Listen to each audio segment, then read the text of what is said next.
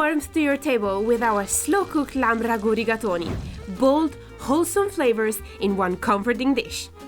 Begin by adding the Napolina olive oil to a pan, followed by the lamb shoulder, then season with salt and pepper generously, and lightly brown on all sides for a few minutes, then set aside.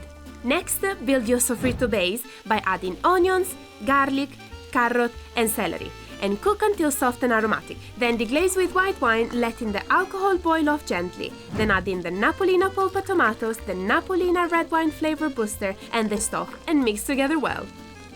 Add the lamb back into the pan, then add the rosemary and bay leaves. Then cover with a lid and cook over medium heat for 2 hours until the lamb is soft and tender. Shred the lamb and mix into the sauce. Then toss in the cooked Napolina rigatoni and a ladle of pasta water and mix gently, coating all of the pasta in the rich ragu.